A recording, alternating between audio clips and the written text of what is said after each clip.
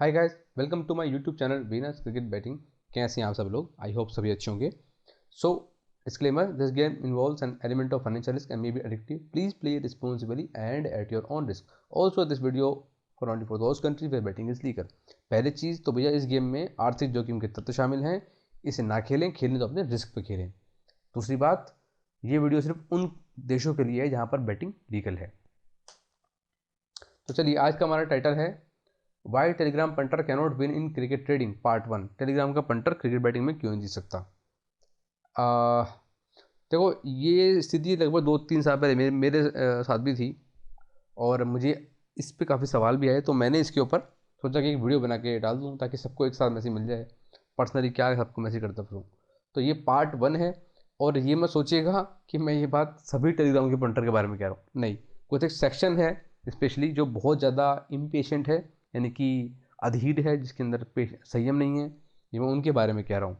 जिनको कन्फ्यूज़न है, इनके अंदर डर है, इनके अंदर लालच है, उनके बारे में कह रहा हूँ। तो सब मत सोचो कि अरे यार हमें क्या ज्ञान पेल रहा है ये, ऐसा मत सोचिएगा प्लीज़। चलिए आगे बढ़ते हैं। पहली बात, he doesn't have a single father. उनका कोई एक बाप नहीं है। नहीं, मैंने मतलब आप पंटर के बारे में नहीं कह रहा हूँ, आपके पर्सनली बारे में नहीं कह रहा हूँ। मैं कहने मतलब एक जो पंटर प्रजाति है उसका कोई एक बाप नहीं है। क्या है कि उसके 10-20 चैनलों में वो ऐड रहता है। फिर अब मैच खेल रहा है, मैच से पहले मैंने टीम बना ली है अपनी कि हमें इस टीम पे खेलना है। उसके बाद वो क्या करेगा, अच्छा गांधी का आया, अच्छा टीम बदल दी। अच्छा बाजीगर का आया, अब टीम बदल दी। अच्छा सीबीटीएफ का आया, टीम बदल दी। अच्छा वीनस का आया, टीम बदल दी। बाद में क्या हुआ, उसी की टीम जीत कर वो हार गया और बाद में गाली लिख के भेज रहा है सबको फिर पर्सनली। सो ये तो कोई इंटेलिजेंट बात नहीं हुई ना। देखो, जब आप पढ़े होंगे अपने बचपन में, तो आपका मैथ्स का टीचर एक रहा होगा। आपने ये तो करा नहीं होगा कि आप 4 लोगों से जाके मैथ्स की ट्यूशन क्लास ले रहे हो। Same about science. तो भैया, जब आपका गुरु वहाँ पे एक था, तो टेलीग्राम भी तो जो टिपर है वो तो आपका एक तरह से गुरु ही है ना, एक तरह से टीचर ही हुआ। पहली बात तो, अगर आप खुद से खेलना जानते हो, खुद से ही खेलते हो, तो आप किसी टिपर को फॉलो करो ही मत। बेस्ट है। और ये मैं एज ए टिपर भी कह रहा हूँ, अगर आप खुद से खेलोगे ना, तो आपके ज़्यादा चांस है प्लस होने के, बजाय 10 टिपर को फॉलो करके। आप इस बात को चाहे तो आजमा लेना। सो पहली चीज़, किसी भी एक बंदे को फॉलो करो, या एक काम करो, आप जो भी आपको 4-5 बंदे पसंद हो, मैक्स टू मैक्स, आप उनको फॉलो करो, उनके चैनल में रहो, उनको ऑब्जर्व करो 5-6 महीने तक। उसके बाद अगर आपको लगे कि आपसे नहीं खेला जा रहा, तो उनमें से जो बेस्ट आपको लगे उसके साथ आप हो लो।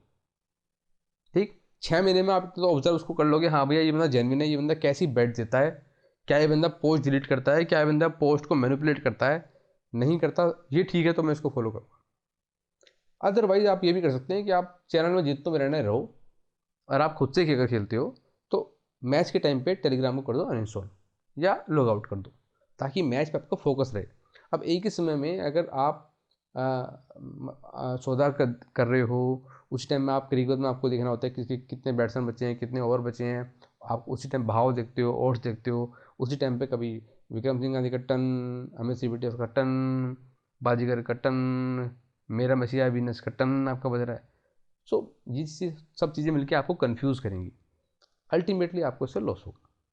सो प्लीज़ किसी भी 1-2 बंदे को फॉलो करो, उसे अच्छे से समय दो। हो सकता है किसी बंदे के स्टार्टिंग के 2 महीने अच्छे जा रहे हो, आपको लगे अरे यार ये टिपर तो बहुत अच्छा है। हो सकता है किसी की शुरुआती मैच बहुत ख़राब जा रहे हो, आपको लगे अरे यार इसलिए कुछ नहीं आता। तो ऐसे नहीं होता, किसी की भी आप बातों से जज करो उसको, उसके काम करने के बिहेवियर से, पैटर्न से उसको जज करो। देन उसके चैनल में रहना ना रहना तो आप ही का कॉल है।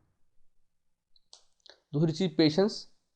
टिप्पण ने पंटर से बोला कि भैया पेशेंस रखो। पंटर कहता भैया वो क्या होता है। टिप्पण ने फिर बोला भैया पेशेंस रखो। पंटर कह रहा भैया वो क्या होता है, हमें नहीं पता, हमें डेली मैच चाहिए। लड़कियों का आए, कुत्तों की रेस आए, कुछ भी आए, हमें आप दो और हमें प्लस ही कराओ। चाहे सेशन दे कराओ, चाहे कुछ कराओ, चाहे घोड़ा उड़ाओ, गधा उड़ाओ, हमें नहीं पता, प्लस कराओ। पेशेंस क्या होता है वो हमें नहीं पता। हम ये कर ही नहीं सकते कि हम 1 हफ्ता, 2 हफ्ता, 3 हफ्ता चुप बैठ जाएं, शांति से बैठ जाएं।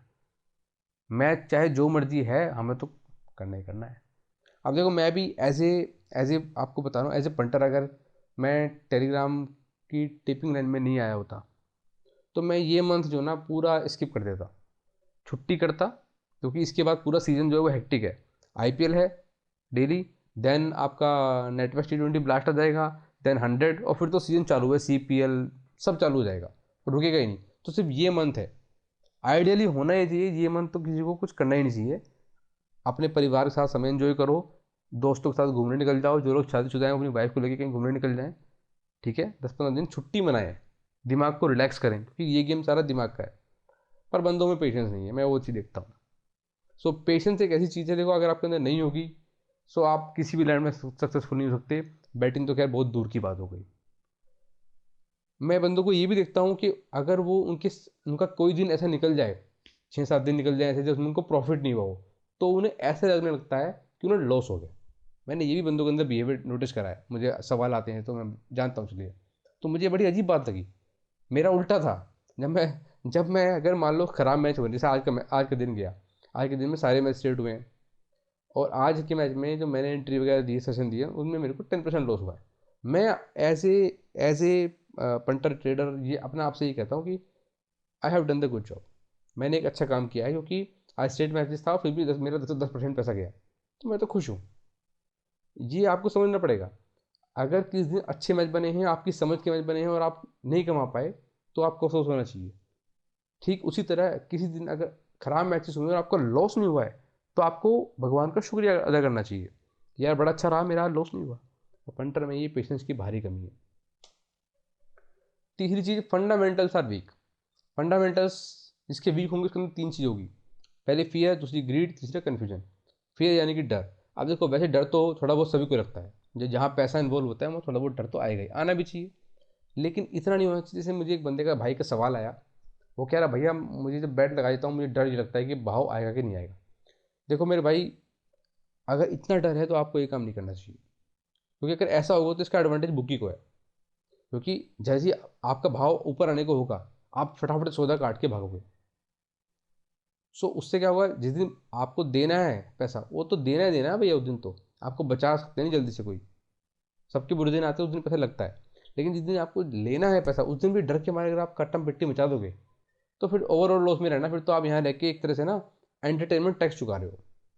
बल्कि इसको मैं एंटरटेनमेंट टैक्स नहीं बोलूँगा, इसको मैं स्ट्रेस टैक्स बोलूँगा। स्ट्रेस में आप स्ट्रेस ले रहे हो सारा, और भूखी को पैसे दे रहे हो। सो इससे फ़ायदा नहीं है, फिर इस काम को आपको छोड़ देना चाहिए। हाँ, डर ये होना चाहिए, डर सब में होना चाहिए थोड़ा बहुत, या मेरा पैसा लग सकता है तो मैं बिना लालच के टाइम पे अपना लॉस कट कर लूँ, ये होना चाहिए, ये अच्छी बात है। पर हद से ज़्यादा हाथ पाँव काँप रहे हैं और उस चक्कर में आप अपना माल कम कर ले रहे हो, वो गलत है। सेकंड चीज़ है ग्रीड। कुछ लोगों में क्या होता है, भाव लग गया 20-25 पैसा, उन्हें डर लगता है कि यार मैच खत्म हो गया तो डेड। और कुछ लोग ऐसे होते हैं जिन्हें 20-25 पैसे पे ही काम करना है, खाए खाए जाना है। सो ये दूसरा पॉइंट हो गया, जिसमें ग्रीड है उसका भी कोई बड़ा हो नहीं सकता। उसको हर में लगता है उड़ेगा। एक है डर वाला, उसको लग रहा है मैं नहीं उड़ेगा, और एक है जिसको लग रहा है कि उड़ेगा ही उड़ेगा। दोनों ही चीज़ गलत है। दोनों चीज़ों पे आपको काबू पाना होगा। अब काबू कैसे पाएंगे? काबू पाया जाएगा थर्ड पॉइंट में, कन्फ्यूजन में। सबके साथ एक सवाल होता है, सबके मन में आता होगा ये चीज़। ये आप इसको समझने की कोशिश कीजिए, मैं बताने जा रहा हूँ। भाव 15 से 25 पैसे रखा, तो आज के टाइम में जैसे मैच हो रहे हैं, या जिस तरह के स्क्वाड बनते हैं, कभी भी आप देख लेना ऐसी कंडीशन जरूर बनी रहेगी, हाँ यार ये मैच बन सकता है। फॉर एग्जांपल, अभी मान के चलो इंडिया का मैच चल रहा है, और सामने वाली टीम है, या मैं वेस्ट इंडीज़ का मैच आप ले लो। जब 25 पैसे भाव था तो उस टाइम पे सिर्फ एक विकेट होता था वेस्ट इंडीज़ का, उनकी पूरी बैटिंग पड़ी है। अब वहाँ एक हमारे सामने धर्म संकट है कि खाएं कि ना खाएं। जबकि पूरी बैटिंग पड़ी है, पूरन, पोलार्ड, या पर कौन था इस बार, ध्यान नहीं आ रहा 3-4 नाम, पोवेल वगैरह है ना, शेफर्ड, ओडियन, इसमें सब पड़े हैं। तो एक धर्म संकट होता है खाएं कि ना खाएं टीम का। तो वो कन्फ्यूजन तो सबके साथ होगा। लेकिन अगर आपके फंडामेंटल्स सही नहीं है, फियर और ग्रीड पे आपका काबू नहीं है, तो किसी दिन तो क्या होगा, डर के मारे आप खाओगे नहीं। किसी दिन क्या करोगे, आप लालच में खाए खाए जाओगे। हो सकता है दोनों बारी आपको फायदा हो जाए, या दोनों बारी आपको नुकसान हो जाए। ऐसी चीज़ों को अवॉइड करने का बेस्ट तरीका ये है कि आपको उस टाइम अपने आप से एक बात कहनी है कि भैया क्या यहाँ बैट करना बन रहा है कि नहीं बन रहा। ठंडे दिमाग से आपको फैसला लेना है। और अगर आपने एक बार बैट कर दी, उसके बाद उसको छोड़ दो, उस टाइम के लिए उसको छोड़ दो, कुछ चलने दो बैट को।